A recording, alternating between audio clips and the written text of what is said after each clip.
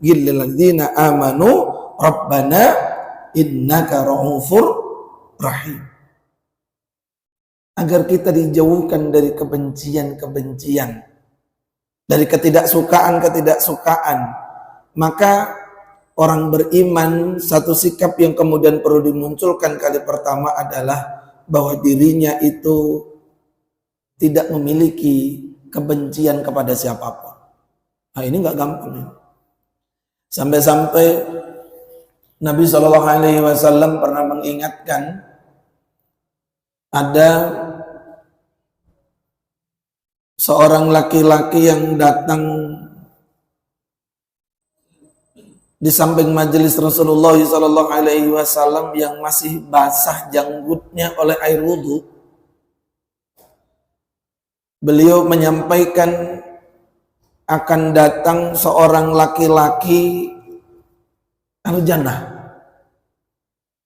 Ada seorang laki-laki yang nanti akan datang dan dia itu adalah ahli surga. Para sahabat nunggu siapa kira-kira yang nongol.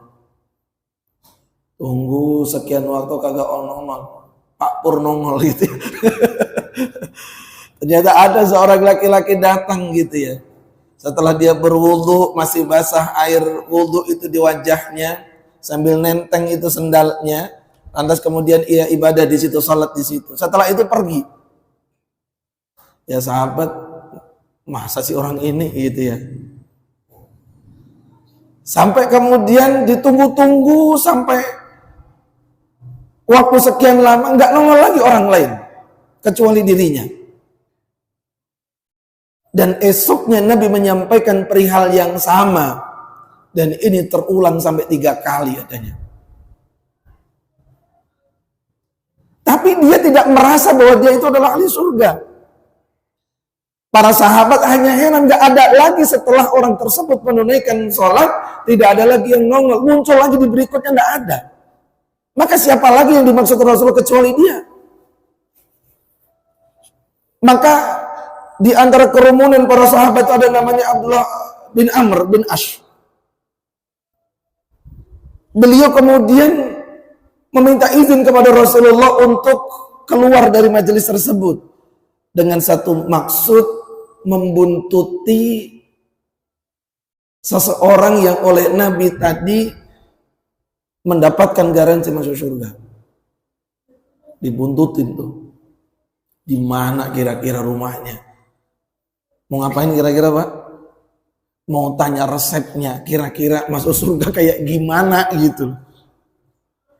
Buntuti, nyata singkat kisah ketemulah. Ia kemudian ketuk pintu, setelah uluk salam dan diterima,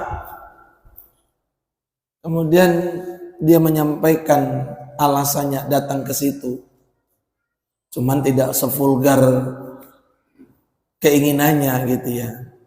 Tapi beliau Abdullah bin Amr bin Ash ini mencoba ingin menyelidiki secara diam-diam keberadaan amal apa yang menjadikan ia mendapatkan golden ticket dari Rasulullah. Audisi dapat golden ticket aja, gimana Pak? Bangga bener gitu ya. Ini dapat golden ticketnya berupa surga. Akhirnya dia sampaikan, wahai akhi, boleh ndak izin saya malam hari ini menginap di tempatmu, lantaran saya tengah bermasalah di rumah gitu ya. Sebenarnya nggak ada apa-apa, hanya saja ingin menyelidiki gerangan amal apa yang ia lakukan, zikir apa yang diamalkan. Dia pikir, oh mungkin nih.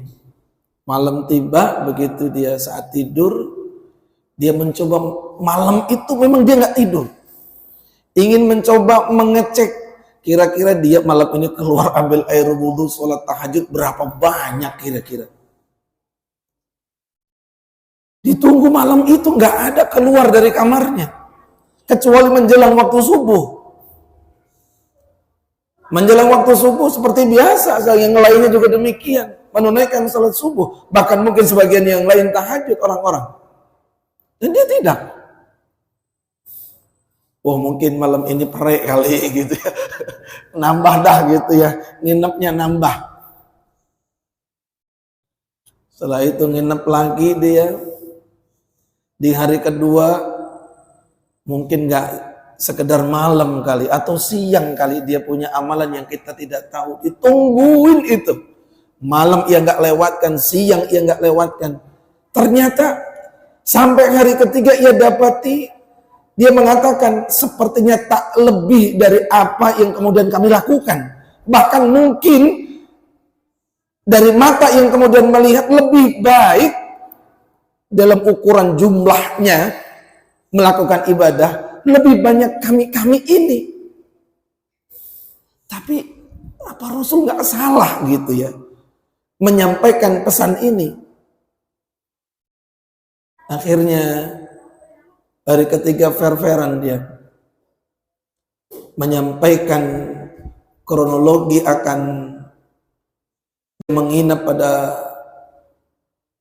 kediaman beliau sampai 3 hari itu ternyata dalam upaya penasarannya ia atas ungkapan Rasulullah SAW. Kaget dia bahwa dia dijamin masuk surga. Wah, masa gitu ya? Dia nggak menyadari kalau dia itu ternyata mendapatkan tempat spesial. Akhirnya beliau mengatakan, Abdullah Amr bin As menyampaikan, selama 3 hari ini aku tidak mendapati amalan yang istimewa dan tidak jauh dari amalan-amalan yang kami lakukan. Ya tahajud, ya kadang-kadang. Kayak kita kan kadang-kadang. Ya enggak. Oh, kadang sholat aja masih kadang-kadang ya, apalagi tahajud gitu ya. Tapi alhamdulillah, insya Allah lah ada di antara kita. Ngaji kadang-kadang gitu ya, sedekahnya juga masih kadang-kadang gitu ya. Ya masih keumuman kita. Kok engkau mendapatkan golden ticket itu gitu. Nah, beliau membeberkan, saya juga nggak ngerti ini, tetapi mungkin ini nih, mungkin ini amalan-amalanku memang nggak banyak, sholat, ngajiku, baca Quran, tidak sebanyak kalian. Tetapi ada satu amalan yang aku dawamkan, yang aku rutinkan. Apa itu? Menjelang istirahatnya, menjelang waktu tidurnya, dia sudah melepaskan diri atas kesalahan dan memberikan maaf kepada orang-orang yang pernah bersinggungan dengannya. Jadi ketika dia beranjak tidur itu, dia sudah melepaskan dendamnya, sudah melepaskan irinya, sudah melepaskan ghilnya, kebenciannya kepada siapapun itu. Yang mungkin itu tidak engkau lakukan dan sahabat-sahabat lain lakukan. Jadi salah satu etika kita, Pak. Ya, salah satu adab kita ketika tidur, mau menjelang tidur, istirahat, begitu tuh. Ternyata melalui amalan yang memang nampak ringan, tetapi ini buku effort yang luar biasa. Ia sudah tidak menyimpan rasa dendam, gak menyimpan rasa iri kepada siapapun. Maka bangun tidur menjadi orang yang lepas akan keadaan-keadaan tersebut. Memaafkan sudah. Maka orang-orang yang mendapatkan tempat yang mulia tadi dalam surat Al-Imran 133, 134 itu adalah wal afina anin nas. Yang memaafkan kesalahan orang lain. Ya, yang memaafkan. Kalau dosa kita sama Allah, Pak, kita punya kesalahan dengan Allah. Izin nih, kalau kita punya kesalahan, kekeliruan dengan Allah, itu mudah, Pak, cara memperbaikinya. Bapak lagi dosa nih, berbuat dosa. Gimana cara memperbaikinya? Istighfar. Astagfirullahaladzim. Melihat satu perbuatan dosa atau kita melakukan dosa istighfar. Nabi nggak kurang 170 sampai 100 kali dalam sehari istighfar. Berapa sudah istighfar tadi Pak? Halo? Nabi punya dosa nggak? Nggak. Istighfar masih 70-100 kali. Astaghfirullahaladzim wa atubu ilaihi. Astaghfirullahaladzim wa atubu ilaihi. Kita astagfirullahnya sambil ngomel-ngomel. Astagfirullah. Kita astagfirullah Pak. Apa lain tak? Astagfirullahnya ngomel-ngomel gitu. Ya. Lagi berkaitannya dengan anak gitu ya. Insyaallah astagfirullah gitu. Atau melihat sesuatu yang astagfirullah gitu ya. Astagfirullah gini gitu ya. Maka kata Imam Ali kan gitu, kalau melihat sesuatu yang tidak bagus gitu ya, melintas ada nenek-nenek bahenol gitu misalnya gitu ya. Agak nenek-nenek gitu. Assalamualaikum maaf.